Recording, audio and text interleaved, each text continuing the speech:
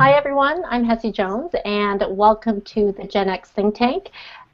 Tonight we are talking about volunteerism and philanthropy, and Jason Konopinski is going to lead the discussion. I'm just going to give you a bit of background on it. So how do Gen Xers get involved in volunteerism and philanthropy? Recent studies have shown that Gen Xers view the traditional volunteer board or committee appointment less enthusiastically than boomers.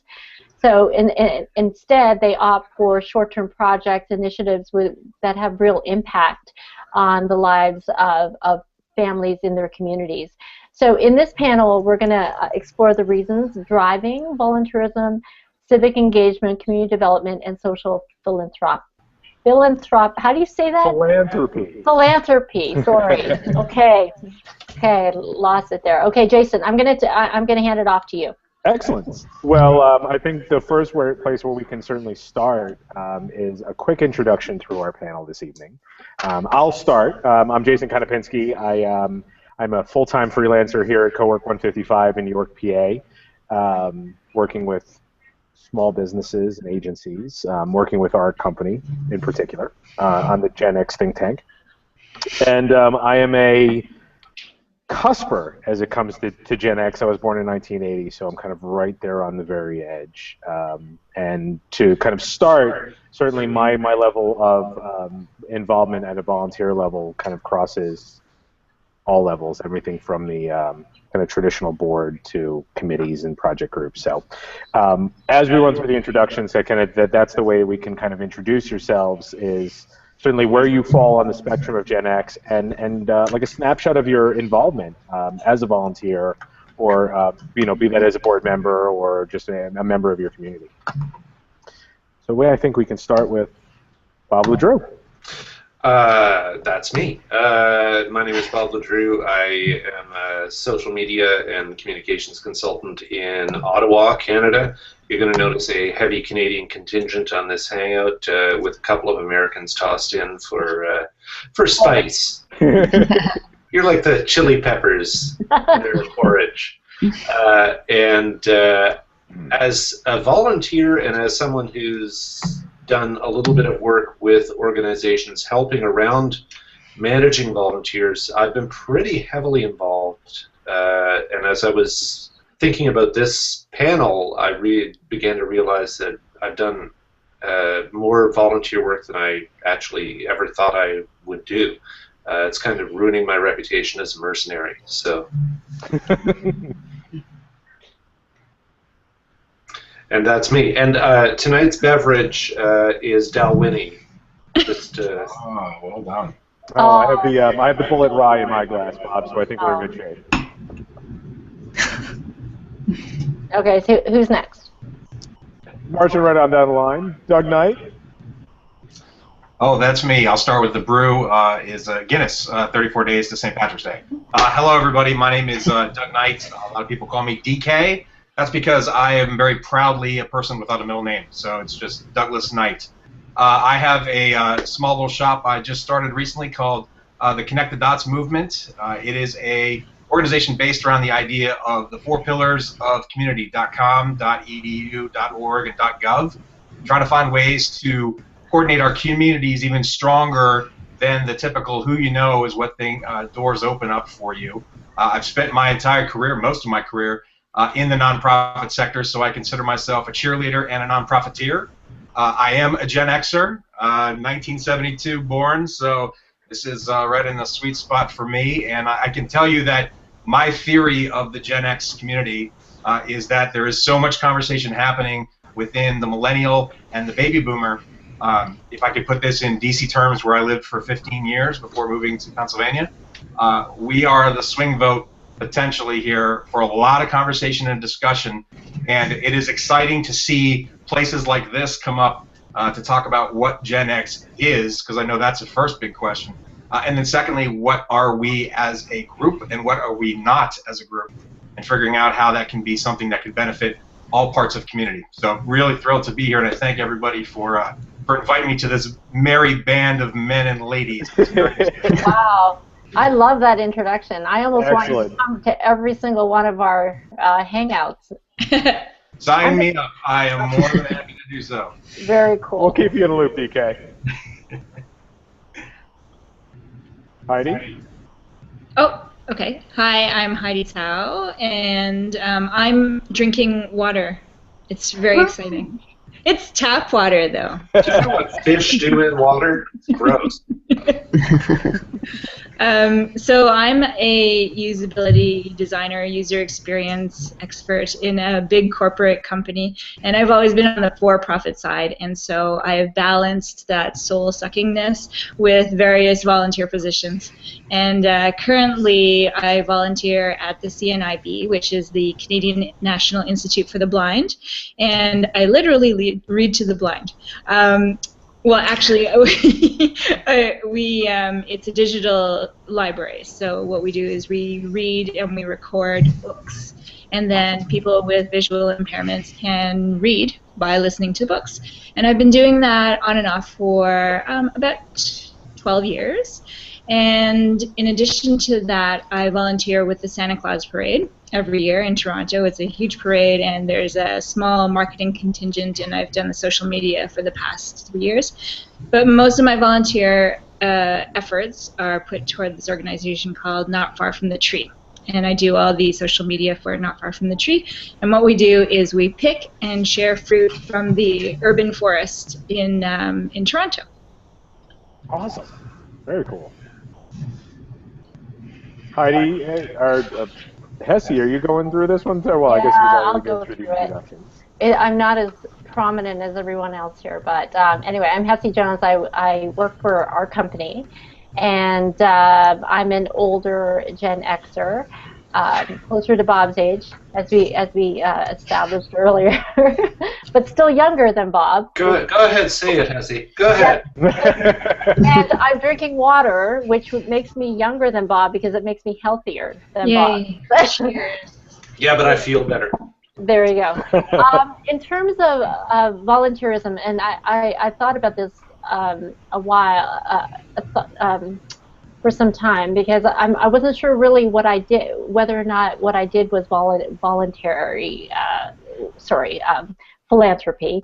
But I do have a mentorship program that I established for the last, 2-3 years, where I've been actually contributing about 10 hours a month to startups as an advisor, as an advisory, but I also counsel a lot of young, I'd say millennials, like kids that are getting out of school that are in startup tech, etc.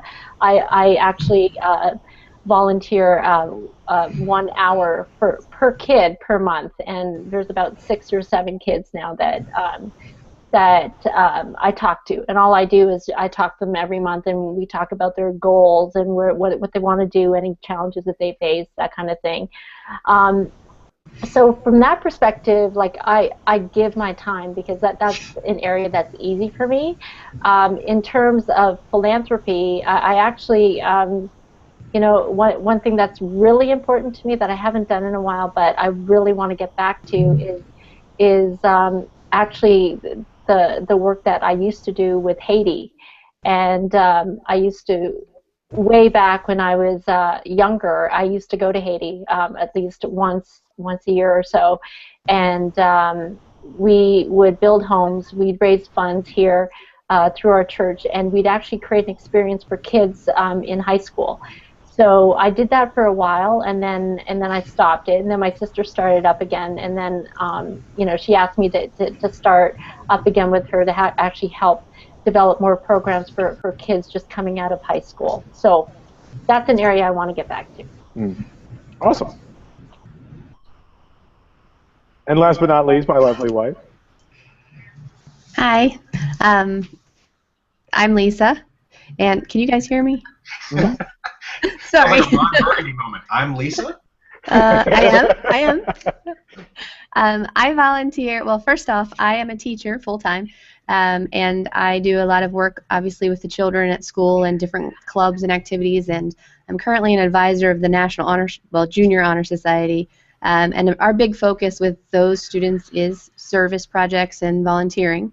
I also work a lot with a local retirement community I volunteer during the summer, and I also sit on one of their boards currently, and that has been a very rewarding experience. They enjoy having younger folks there, so that's been a pretty neat experience, and I've gotten to know a lot of the residents, but also a lot about the home in general and what they do for their residents, which really makes the work on the board more meaningful for me.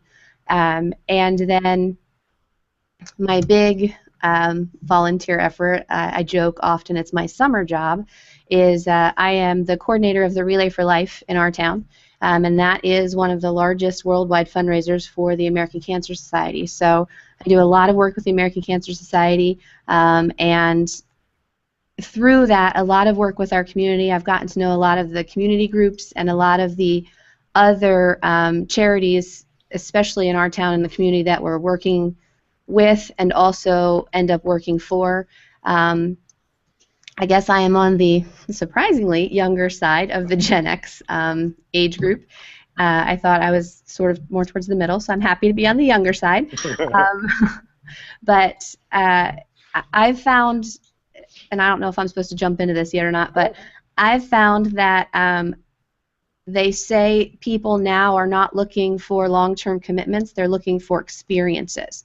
And so the movement has become from sitting on a board or serving on a committee or serving even with like an organization like Relay for Life for years, instead of making that commitment of signing up to do like the Susan G. Komen 3-day or the Avon Walk for Breast Cancer, 2-day walk, because that is the experience. You have to train for it, you have to raise money for it, and it's more of a, it's like running a marathon.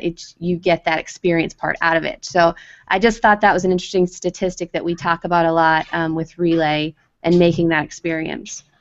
Well, I think naturally, I think, Lisa, you've just created a good entry point for furthering this discussion. Is how has that the volunteer experience or the volunteer what it means to recruit volunteers for an organization, or what attracts you as a volunteer to an organization or to a cause, where I think in the past, looking to my parents, for example, the draw was always to sit on the board, to sit on the special project group, to be part of that ongoing decision-making process versus tactical day of kind of events.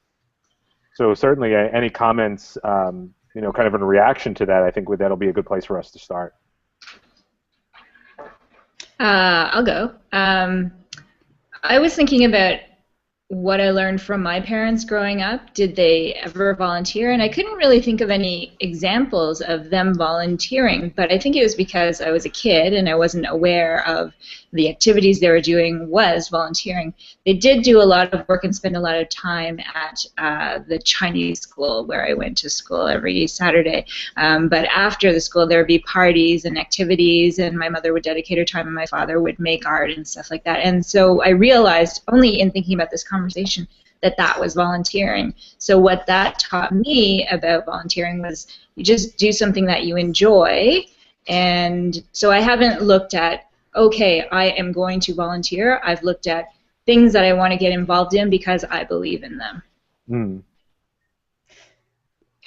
To piggyback off that, one of the things that Jason and I have discussed, but we've talked a lot about with our community, is a lot of times we don't think of our parents as doing volunteer work because the volunteer work they were doing was part of their job of being our parent.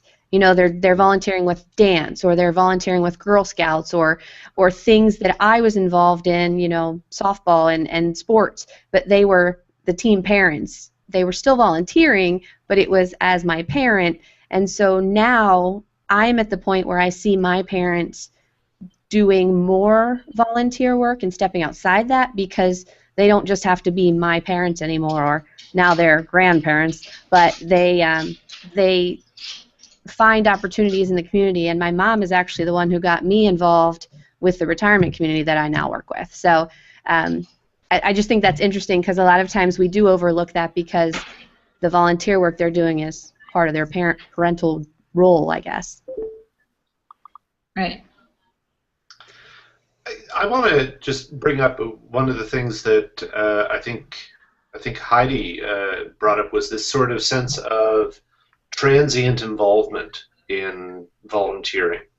And you know, Lisa, you're on a board, and most organizations have need of some sort of formalized structure, whether it's to get grants or whether it's to, you know, make the legal aspects of the organization happen. I think that people in our age group don't necessarily have a lot of patience for doing that board work, and certainly, you know, I've been on boards where it's taken a couple of years before I start to feel like I'm, and then I've been on boards where it's been 20 minutes and I feel like I'm banging my head against the wall. But then there's also this sense where I can, you know, any of us can just swoop out of nowhere and do something, and then it just disappear again. And I think that there's a challenge for people like us, and there's also a challenge for the organizations that we're going to work with, right? Because they need to have a certain level of continuity. Okay, so who's that? Heidi's smiling, so I... Okay. Okay, go ahead, Bob. That was my daughter sharpening a pencil. Sorry. Was she sharpening it at a dog? See how important education is. We even do it during the hangout. There you go. But no, I think that there's that challenge where I think organizations, it's not just about our volunteerism. It's not about just about our volunteer activity, but I think particularly people like the ones that I know on this hangout, I think that we have a role to work with the organizations and say, you guys got to be ready for people like us, because you know, we're not going to be around for 5 years at a time. We might be around for 5 days and do something and then go away. And you need to be able to deal with that. And certainly I've seen organizations really struggle with that idea of how to really capitalize on differences in what draws Gen Xers in particular, like what draws us to volunteer, that we're not as interested in sitting on the boards and on the panels and on the ongoing project groups. And we want to roll our sleeves up. We want to show up the day of, and we want to have an impact in that moment. And that's certainly not to say that we're not committed, but we measure that involvement, we measure that level of commitment with showing up and doing the work versus talking about doing the work. Mm-hmm. Do you guys think that there's a difference between how we see, you know, getting things done from a volunteer perspective than how the generation before us got things done? Cassie, it's like you read my mind. I was just thinking that same thing. And honestly, I do think that there is, I mean, we're still trying to define exactly where these generations hit. Obviously, if you look at things like Pew Charitable Research is usually a good sort of demarcation group, I think, that gives us some of this data. But I think back before, like our parents and our grandparents, philanthropy was more sort of a thing that you did because you kind of made your money, you made your mark, you made your prestige, whatever it was you were doing, and then you gave back. It was almost like what fundraising used to be as well. This idea of charity, make your money, and then what you have left over, help. And I think for our generation, for Gen X, we were on the cusp of the change from volunteerism being something that you did when you got in trouble. You know, you got in trouble, it's like, okay, 10 hours community service. There was a sense of like, that was sort of how a lot of us started coming to the nonprofit sector or to volunteering. You know, oh, we're going to pick up this street. Okay, got it. And I think what we've now seen is this transition to what Gen X has turned into, which is, to me at least personally, and again, I am raising the flag of Gen X as being one, that I look at us as like we're the generation that says, give us the project and we'll kick ass and take names. Now, we don't want to sit on the board and review bylaw 4 and bylaw 5. Someone can do that, and that's great. And the prestige of being on the board may not be something that is absolute for us. But what is absolute is if I'm going to take my sweat equity and my equity and put it into an organization, I want to feel empowered in being a part of that. And a lot of that is, like Jason said, is sort of project oriented. Get me on it, get me working it, and then get me off that and go to something else. And I think that's sort of, in general, where the nonprofit sector is turning to anyway, is this idea that volunteerism isn't something that's static. A volunteer list does not make a good volunteer program. A group of volunteers doing kick-ass work, that's a good volunteer program. Yeah, and Doug and I have the benefit of having worked with each other in the past on a number of different projects, so we've seen this kind of unfold. And ultimately, the projects that I know that I'm most proud of having participated in as a volunteer or even as being part of that planning process, is there was never an effort to monetize the effort. There wasn't. I mean, it was purely it was a pure social play. It was purely for the benefit of the community. And the one that we can speak of, and I know Doug can speak about it, is food trucks. So it was a big food truck rally that we built up over the course of a year. That we just wanted to throw a kick-ass party and bring up 50 food trucks and bring in 10,000 people and prove to the city that we can bring in this volume of people on not a First Friday, not a designated city event, and people are going to have a kick-ass time. Yeah, yeah. And there's something very magical, I think, about volunteers and leaders, because I think we can replace volunteerism with leadership. I think those two things are truly should be connected. If they're not, they should be. The idea that you can have a group of people look at something from what used to be the angle of charity, right? A charitable kind of idea, a nonprofit, but look at it more in terms of a social enterprise. This is good for the community. It's good business. It's good for the spirit and the soul, and it's good for everybody. I mean, there's a whole lot of win-win-win-win-win going on when you set something up that way. That changes the dynamic from what I think the baby boomer generation maybe felt was philanthropy and what they felt was a nonprofit's work. I mean, I intentionally call myself a non-profiteer because I think there's a bit of piracy in what we do. I think we swoop in and do some amazing stuff, and then we're on to the next thing. Let's find the next treasure of success we can do for our community. So I think there has been a change, and the millennials also. Here's the largest segment of our population with service built into the curriculum, for at least in the States, built into the curriculum for graduating high school. I mean, there is community hours as just it's part and parcel. I graduated high school in 19 blah blah blah, and honestly, at that point, community service was not part of the program. It just wasn't a thing. Now, I still remember that when we were in high school, we had to get so many hours of community work, and I think the only thing that the girls could do was like candy striping. Candy striping. Oh yeah. You know what I mean? It was either that or they would, because they played soccer, they could volunteer as a referee that summer or one of the flag linesmen or whatever. But there wasn't really a true passion for doing anything other than getting those hours under their belt so that they could actually use it towards credits to get into school. So. Right, and that makes me wonder, kids today that are in that situation where they're given credit for volunteering, do you think it puts volunteering in the context of just it's an obligation, I have to do it, and I hate doing it, and don't want to do it?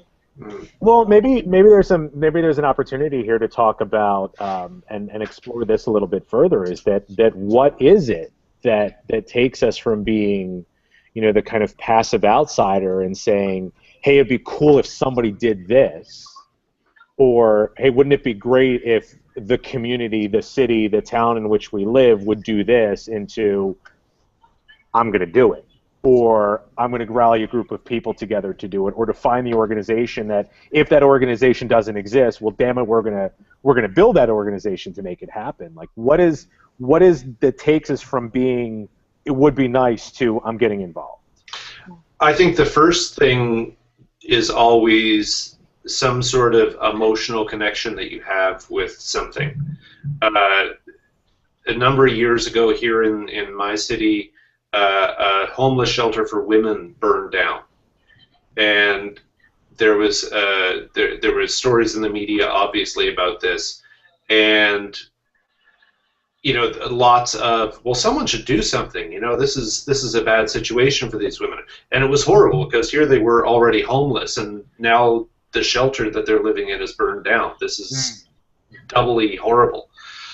So I just said, and I was consulting then as I am now, and so I said, okay, I'm going to take my Friday afternoon, and if people have stuff that they can donate, I'll drive around the city and I'll pick it up and I'll show up at the temporary place that they were and give them what they had. And so this sort of took off primarily through social media, and then there was some mainstream media attention as well. And it really took off like a house of fire. And it was because people felt that emotional connection with, here are these people who were already in a rough spot and through no fault of their own were in a really terrible spot, and we can do a little something. So I ended up showing up at this homeless shelter. I called them and said, I'm doing this. I didn't ask them if I could do it. I said, I'm doing this thing, and I'm wondering if you can, tell me where I should drop the stuff on Friday afternoon. And they're like, who are you? Why are you doing this? Who told you? And I'm like, nobody told me. I'm just doing it. And so it turned out really successfully. The shelter then came to me and said, would you like to be involved in our stuff? And so we started to do, they tried it, I think their goal in the end was to get me on the board. But the interesting thing was that the structure of the organization was just, it was so hidebound. Their major fundraiser was a tea party and fashion show at an ambassador's residence, because this is the national capital, so there's tons of embassies and stuff. And so they had this tea party and fashion show at an ambassador's residence, and all of, everybody put on their white gloves and their fancy hats and, Oh my gosh. and did their thing. And for me, I couldn't get the slightest bit interested in doing that or being involved in it, because I don't really care to go to any ambassador's residence. I'll only go there if I'm, seeking refuge from oppression. But, so it was, to me, it was that real instance of culture clash between an organization that was a long-term organization, had a specific culture, not necessarily of the clients, but the culture of the volunteers and the board members, and there just wasn't a place where we could meet each other on equal terms, and it never really developed into anything. I'm glad that I did what I did, and I'm glad that all the people who donated did it, but there just wasn't a place there for me in the long term. I agree with the emotional connection. I know every Christmas, that's usually the time when I guess our emotions are a little bit more heightened. And one thing I keep telling my kids, because I came here when I was like 2-3 years old, and daughter of immigrant parents, and we were very poor. And so I keep telling my kids about how lucky they are, how I grew up. It's funny because my stories are, even though they sound bad, like I said, my sisters and I used to share the same pair of jeans, because we only had like 4 pairs of pants among us, and then we all had the same T-shirts. And we all looked like we just came off a boat because we only had white T-shirts every day. But I mean, my parents' stories were a little bit more horrific because they were in the Philippines, and so when I tell my kids these stories, I want them to actually understand where they came from. And so when in order for them to really understand it, we tried to bring them to soup kitchens and have them volunteer, even just for one day, and I want to try to make a go of it so that they do it on some of the major holidays like Easter and Thanksgiving and Christmas, but even get them to a point where they care enough themselves, they want to do it more often. My nephews and nieces go to Haiti once a year with my sister to volunteer, to build houses, to collect old eyeglasses, that kind of thing. I want my kids to care, and I don't want them to lose touch with where they came from, because they are blessed to be where they are. And I think it's important for us as parents to keep that alive. But can you force someone to care? I'm just going to bring up this cynical point side of this, and I want to bring up the whole ALS Ice Bucket Challenge. Oh yeah. So, is that a cat? Yes, that's. Or that it was a small child. Yes, that's a cat. So. Someone cheering for you, Heidi. They're cheering. Okay, yay.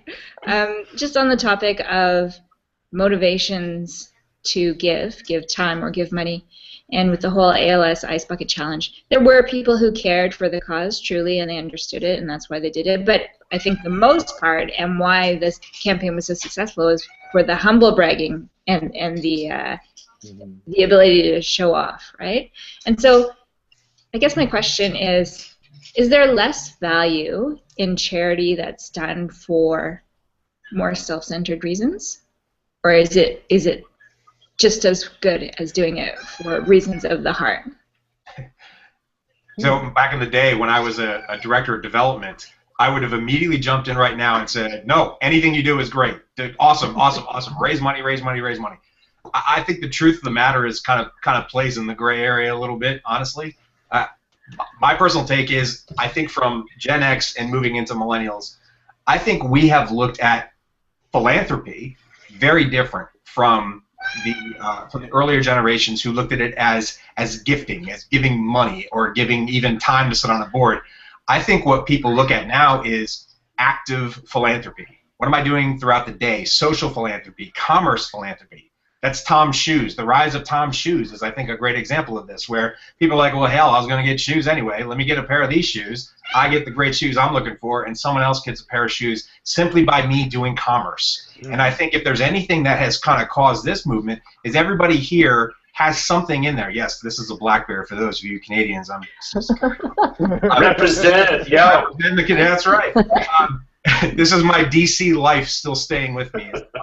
But this idea of the smartphone puts that kind of power in front of everybody, where we can simply say, hey guys, you wanted a burger, and a burger's a burger's a burger, but how about this place? Because not only are they a good burger, but they're helping our community by offering up X amount of burgers for free one weekend or another, or something like that. I think we've seen that there has been a change in even how we do philanthropy, strictly because of things like the rise of social media and the rise of social enterprise. And I think some of us, maybe our elder brothers and sisters, look at it kind of strangely as like, well, is that good philanthropy? And I think that's fair to say, because it's just so different than what they were sort of accustomed to thinking in terms of what was giving. But I think the rise of social media, it made this quite honestly inevitable, that we were going to have a little bit of sort of look at me doing this. But I still think it generally comes from a good place. I think there's probably going to be the outliers, as they always are. But I think that social media was going to make this question inevitable. I think it just built that way where it was going to be. But sorry, go ahead.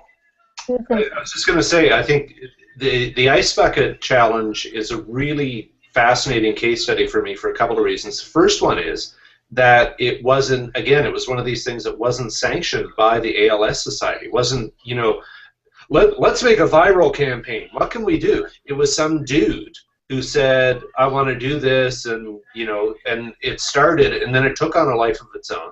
And in almost a textbook example of the organization not quite understanding how this was going to work, they tried to trademark the term Ice Bucket Challenge and got smacked for it hard, right? So people, you know, and I think that, Heidi, your question, you know, is that good or bad, is a really valid one and a really interesting one, and I'm damned if I have an answer for it. But I think the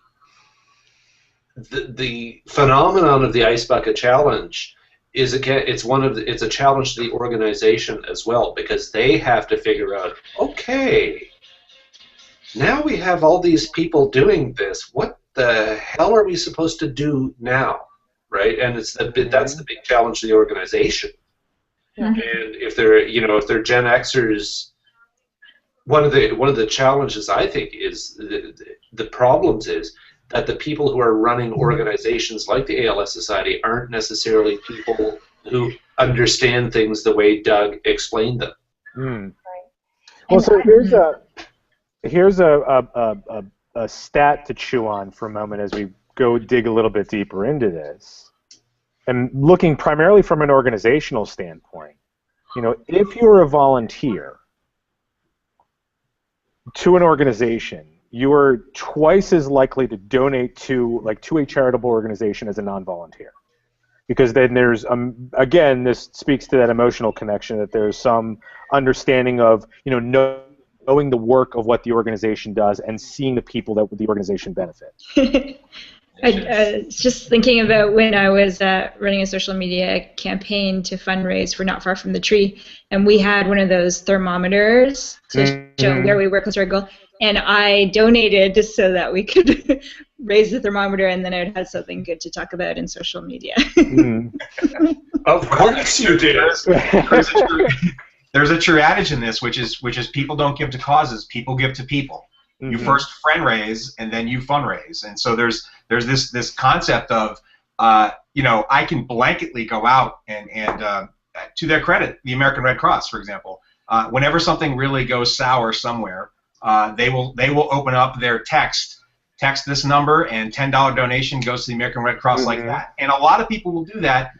You know, I'm sure all of us on this call at one point have done something like that where it's very fast.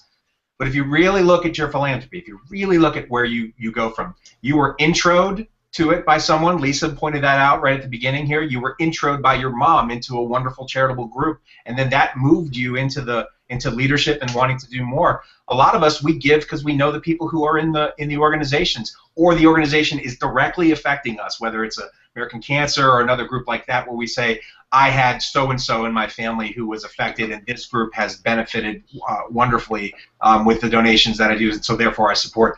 I think that there is always going to be that idea that fundraising or being connected is important. What I'm trying to do, actually, truthfully now, is try to set the stage a little bit to say, what if our community, whether it's a town, a city, a neighborhood block, what if we called that the place that we fundraise first at? So get to know your community. And to Jason's point from earlier, we have a lot of people, dare I say some kick-ass social entrepreneurs in our town, who have simply just said the business of operating a business, or the business of charity, and the business of being social, we don't want those silos anymore. What we're looking for is a place, an incubated community, to say, let's build it all together. Let's see what happens if we do that. Like he mentioned our food truck event that we did and we continue to do. There's no organization behind that. There is no there. It is simply a thing that we decided to do. It's a group of people who just decided we really like food. And there's something great about that, because it seems like people are buying into it, but it's really funny when people say, well, how do I give to that? And the answer very much is, come. Talk about it. Volunteer some time. Get on one of the teams. These great Tiger teams of like, hey, today we're going to just park all these 50 bazillion trucks that we need to get in the area. Those are important. Those are valued. But I think they stem from, I'm friends and love Jason and Lisa. That's where that comes from. It comes first from the fundraising, and then the fundraising will come. You have a good idea, and the money will be there. I think our fundraising has changed. We started out, and I believe, my idea of fundraising from when I was obviously younger, but the generation before us was a lot of very planned activities. Like Bob was talking about the Tea Party, it's their big event, and they work all year for it. To, like, one of the things that is huge in our area is called Thon, and it raises money for the Penn State Children's Hospital at Hershey. And they also have the Four Diamonds, right? The Four Diamonds Fund, yeah. And they have summer camps for kids with cancer at Penn State. The Penn State is where it started with their college kids, but it has spread now throughout our high schools, and it's just a big all-night dance party. But they are raising thousands and thousands of dollars just from having this party.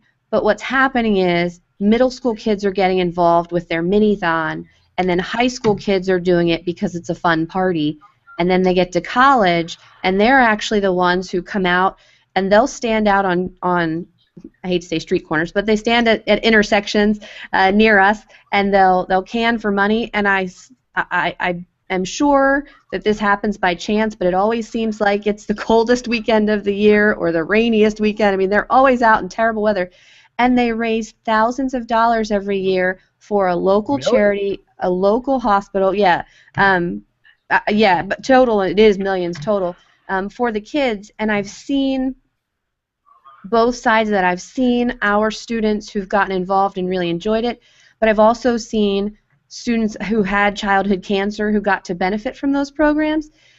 But I think it's that friend raising, it's the, hey, let's have a party and make it fun, and then people will come and start to get involved and say, now how can I take that and do more with it? Mm-hmm. And I think that's a big difference than just, hey, let's sit down and plan a bake sale, and who's going to make the posters, and who's going to call everybody, and social media allows us to do all that in one step, which has been a big change, I think, for charity and volunteerism. And is there an expectation in your town that this is happening every year? No. I think the high schools sort of set when they do it. I think most of them do it on either a 2-year or a 4-year basis, so that all students would have a chance to participate, but it's not every year because it's such a large fundraiser. Okay. But Penn State does it every year. And they actually, I think they like webcast it so you can watch and follow along and see the checks come in and all of that too. So that's pretty. So it's an event. Yes. Yeah. It's a very, very large event, and as an event, it's kind of not splintered off, but you kind of have these like smaller seed events that all feed into the larger event. So it's almost taking that that kind of defining model and planting it in local communities, and it ultimately feeds into the organization at large, right? Which is super fascinating to me. There's a lot of equity built up, it sounds like. Yeah, absolutely. So is there a sense, because we are all active in organizations as volunteers. Except for Hesse. Yeah, except for Hesse. Okay, give me a charity. I'm going to do something. They have Relay for Life in Canada. Okay. Well done, Bob. Is there a sense, can we really put our finger on the pulse of is volunteerism on the rise? Is it stabilizing? Is it tapering off? Couple of stats to think about here. 2013, specific to GenXers from volunteeringinamerica.gov, nearly 30% of residents volunteer, 19.8 million volunteers, 201.2 million hours of service spread over those 20 million, for an average, like a median volunteer time of 44 hours. So that's a pretty good one. Like, those are reassuring numbers to me. Yes. And it seemed, that specific to Gen X, we're outpacing national averages for volunteerism. It seems, that's what it seems to indicate. I was reading a report just earlier this evening that suggested that baby boomers had been a big disappointment, had missed the targets that not-for-profits had expected in terms of volunteerism. As they retired, they sort of thought they would get a certain level of volunteerism out of these newly retired baby boomers, and that hasn't happened. So it's reassuring to me to think that at least we're holding up our end. Mm-hmm. No, go ahead. Go ahead. I was going to say that if I'm actually derailing this conversation, we can bring it back to you, Doug, because I thought maybe as well from the corporate side, one thing that's helping the Gen X volunteerism is the fact there's an increase in corporate investment in driving a lot of these charities. And Jason and I talked about this earlier, and how some organizations, like I know Google, is it Google, Jason, that like one day out of the month on a Friday you get to volunteer and do something with the community? Well, it wasn't just volunteerism. it was kind of like the Google 20% model, is that 20% of your work week is like devoted to the passion project. Right. It's like this is what really fires you up. And as an organization, Google has then said, like, look at all the products that they have been built with the official Google name on them that started that way. Like Gmail was a passion project. Right. Google, I think Wave was. Actually, we know how Wave went. But so many of the successful Google products weren't started from the top level and say we need to move into this sector. It's somebody had an idea and they said, one day a week it's yours. And I know that I've seen it beyond that, really within like software development. There are now like a lot of smaller development shops are, because they have seen so much of their revenue successes from the open source community, they are very, very dedicated to supporting that community, whether that is you're a developer, will hire a developer to only work on open source projects, or it uses the Google model of one day a week, just crunch code and share that code, put it up on GitHub, put it up on some of the code repositories and say, this makes the internet better.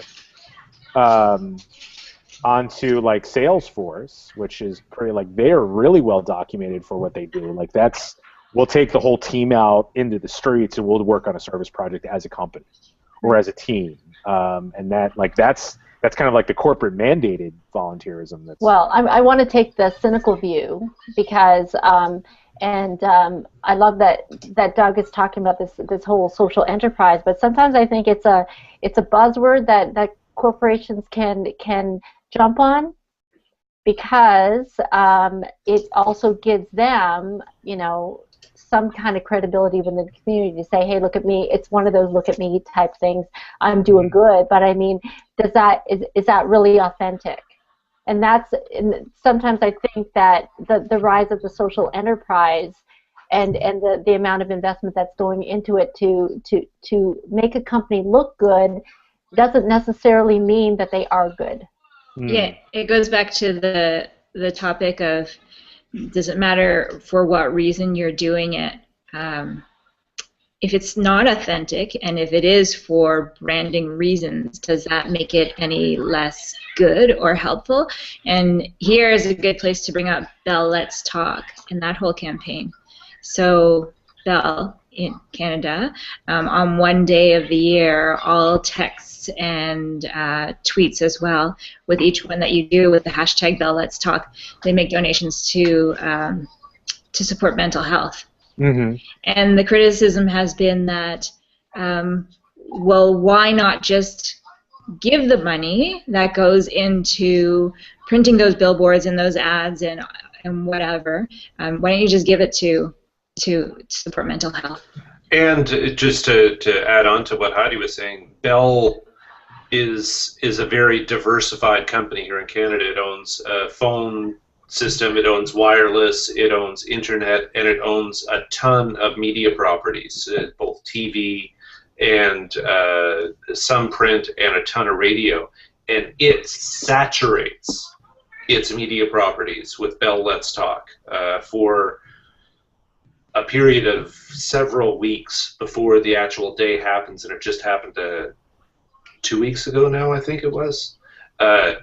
You cannot tune into a Bell radio station or watch a CTV station without getting blanket coverage of BellLetsTalk.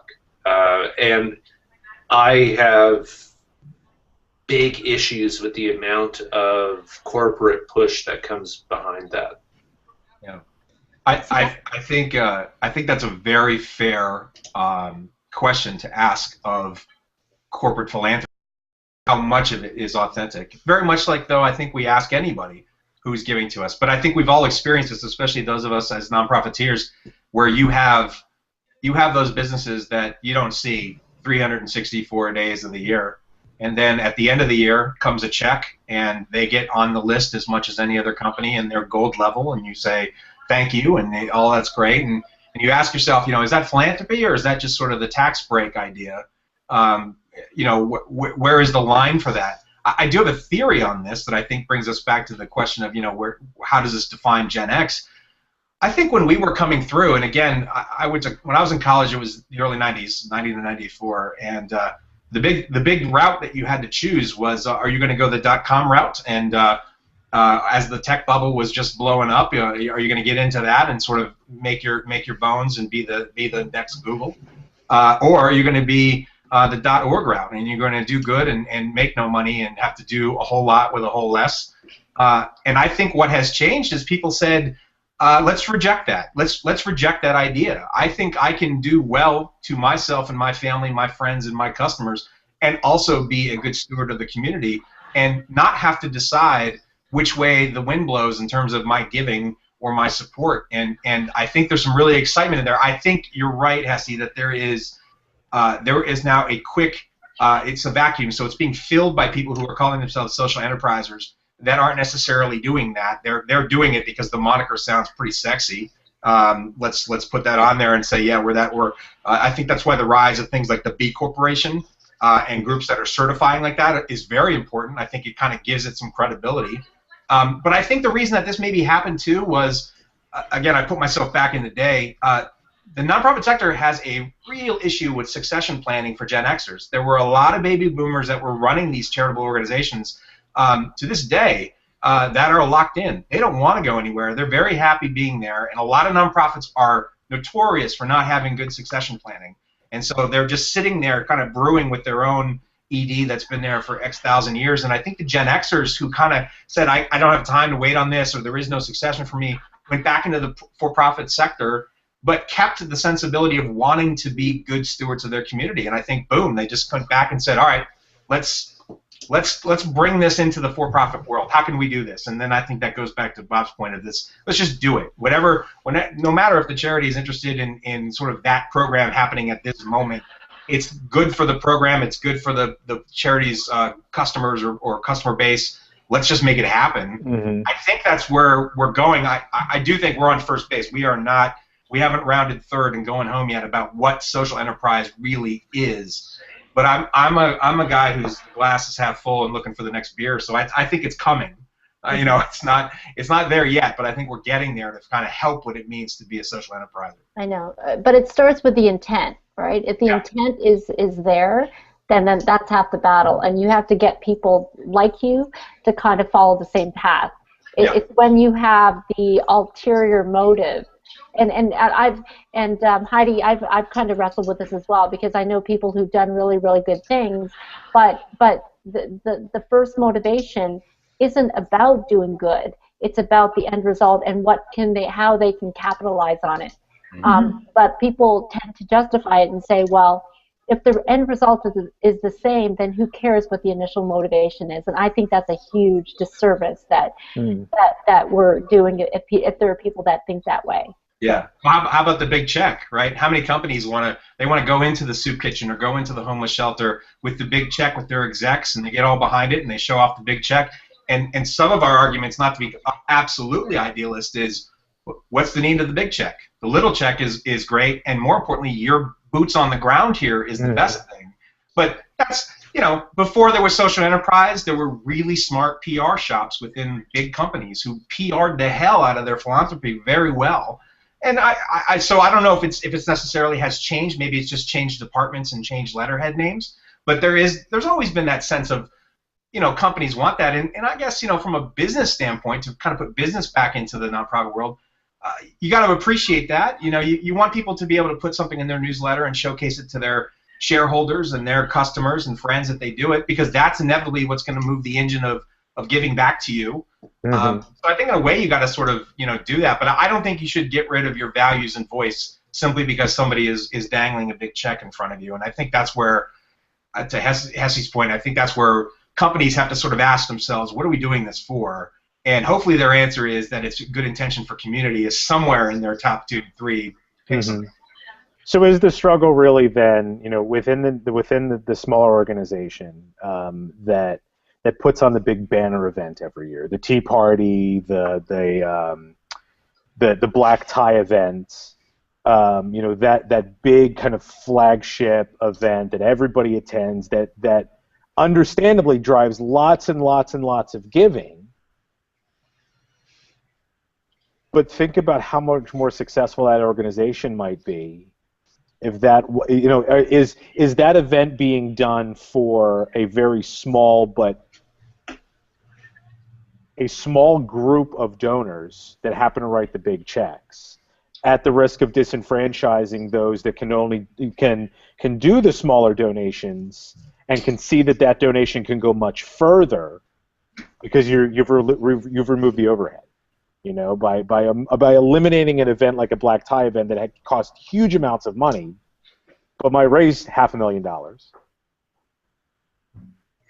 What's the alternative? And I don't know if we're ready to drive the nail into the coffin of those big events yet. But I'm starting to see that tide shifting a little bit. I know just in the kind of activities that I get involved in. Mm-hmm. One thing that I do see, and then especially those big tie events, and a lot of the hospitals in Toronto do this.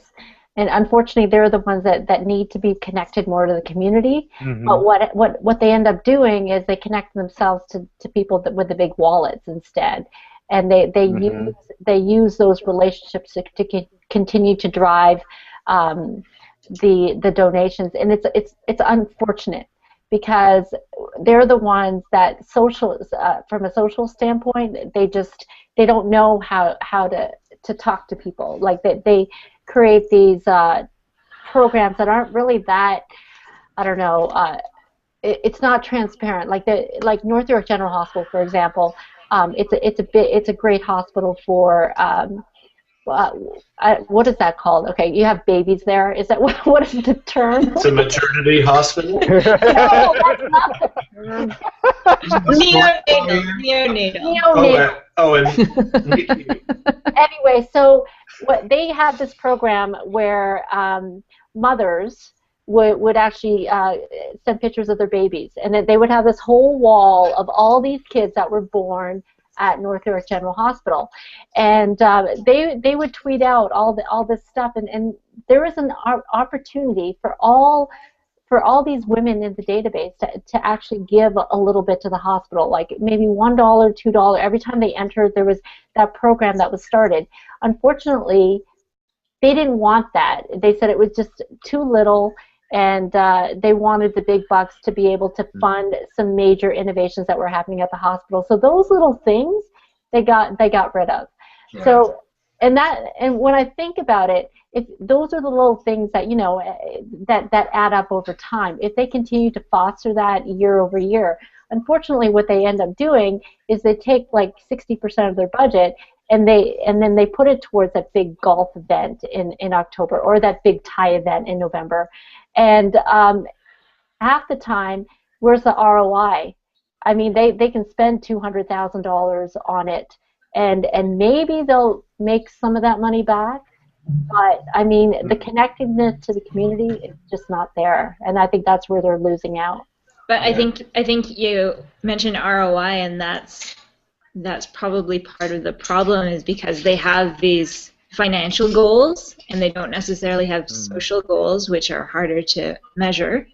And it's all about having measurement and being able to show your stakeholders, here's what the return was. And then there's that whole accountability thing with charities where they have to show people who have donated to them what they've given them back, because in the end it's that whole what's in it for me, right? So truthfully, honestly, I'm sorry, Jason. Philanthropy is like if we were talking about a for-profit company, you have an a la carte menu of different price points for your products. It's the same thing in the nonprofit sector. You're going to have price points when it comes to your philanthropy. You're going to have people who will pay the $100 ticket in the black tie event, and there's worthwhile for that. But I think you have to always balance that by realizing that if you put all your eggs in that basket and think that's fundraising, that's crazy. That's just not the way that's going to work.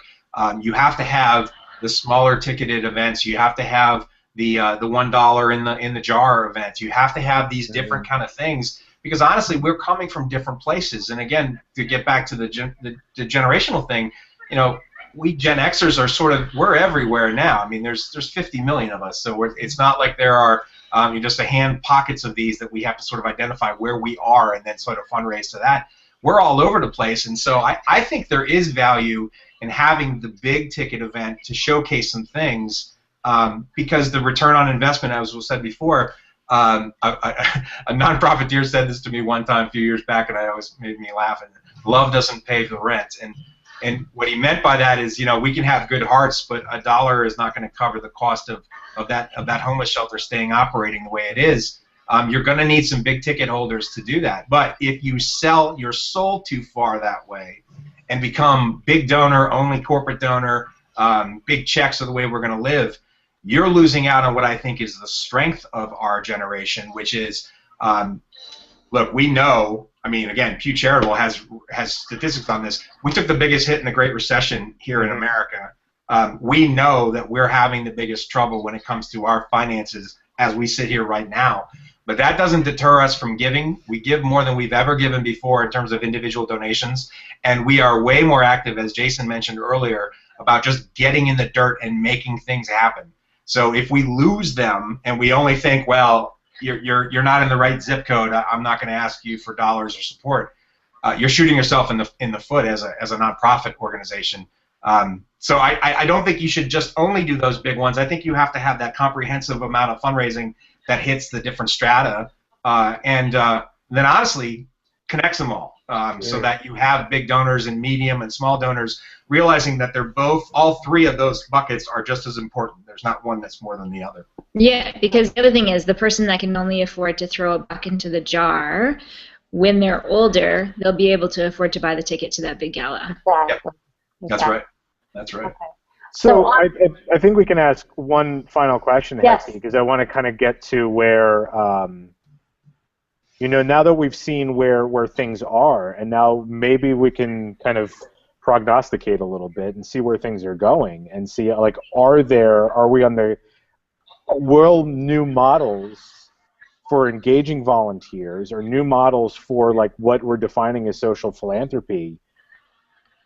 Is there a new model that might become emerging out of this? Like, is it more the Kickstarter model of the small donation, the small sustainable gift with lots and lots of donors that has real tangible, like, boots on the ground benefit, versus the larger event? And I don't know if we're at the point where we can, point one or the other, but I'm curious to see if maybe we're going to see something new emerge out of this. I think what's interesting is that crowdfunding was a big thing for, everybody was talking about crowdfunding, whether it was Kickstarter or a million different startups that were doing crowdfunding. Then Patreon came along, and instead of leading to a big sum for one goal, Patreon became more of a sustainability engine. So if you get 10,000 people donating $1 each per month, you suddenly have a sustainable operation. Mm-hmm. What I think would be really interesting is if we come up with a time starter, right, or some sort of way of capturing and committing hours or sweat to a given event. Something like a social media-enabled Habitat for Humanity. Ooh, I like this. I like what you're thinking, Bob. It's interesting. It's interesting. I think there's also, I think there's also organizations need to look at what skills and interests their pool of volunteers have, and figure out how to channel those energies into their goals. So it's equally as much, what can we do for the volunteer in terms of their, soul fulfilling, and how can we make that work for us as an organization? Because just like you guys with the food trucks, you had an interest in that. So if there was an organization that was like, you know what, maybe we can piggyback on that interest and get it attached to our cause, and you had an interest in it, that would have been a win-win for everyone. But one of the restructuring, I guess, the American Cancer Society has just done with Relay for Life has actually hit on a lot of these things. we have a board, I guess, but we have, our volunteers are everybody who participates because they're all raising money for our final event or our final total. But every team that we have sign up is assigned a team ambassador, and their sole job is to work with that team, whatever their interests are, whatever sort of fundraising they want to do. Obviously, within the parameters, there's certain things we're not allowed to do, but to really help them and to give the expertise. As a team ambassador, I have experience with the American Cancer Society. I have experience as a team leader. I have experience, on committees and with the actual event. But we're breaking down you have to come to a meeting every month so we can tell you this, and let me meet you at the coffee shop, or let me just answer your email quickly because you've done this enough years, you sort of know what's going on, and you just have a question. And I think that's what people are looking for, and I think it was very forward-thinking of the American Cancer Society to sort of restructure that before they started losing too many people, to say, let's use your time to the best of your ability and not make you come sit at a meeting to hear something you've heard for the last 5 years. And I think that is where that's where volunteerism needs to go. It needs to not only offer you that opportunity and that that soul filling, but it needs to fit into your schedule and your life, because let's face it, we all have to work and we all need money. So we can't just volunteer all the time, even if we want to, and it has to work together. So I think that is the direction that more charities or more organizations need to look at and see how that could work for them. Agreed. One thing I'll say though is because we did a hangout with millennials on this idea of like social enterprise, and it was different because it was about how they view organizations and what they purchase from them based on their social responsibility. But one thing that resonates with them is that it's clear from their standpoint that they will align themselves with organizations, whether or not like they're corporate or they're nonprofit, who are doing great things for the community. Because I think millennials inherently understand this idea of challenges and struggle, because they've had to do it themselves, and they're in the forefront of not only developing experiences for themselves, but allowing their own peers to have those kinds of experiences. And if they can do it collectively and do it seamlessly and not have to worry about like funds, then they'll do that. And I think if we continue to follow that same path, then I think that this whole idea of the volunteerism mindset will continue to perpetuate. We just need to keep them thinking that way. So on that note, Jason, did you want to close? And was there any closing thoughts on this? No. I think certainly you can close us out, Hessie. I think we're at a point now. Not surprisingly, we've gone over our hour. Yes. No, this is a great topic, and I'm so glad that you guys filled it in because I couldn't do it. But after this, you're going to go sign up. Right away, am. Right? So yeah, I absolutely am. Anyway, so I do the Ride to Conquer Cancer in June. Really? We can hook you up with a bike. You, me, Toronto, Niagara Falls. Yes, I'll be on your basket. I was picturing like a bike with a sidecar, and then you could live tweet. I could do the sidecar. Yeah. Tandem. Ah, there we go. Okay, promise, Bob.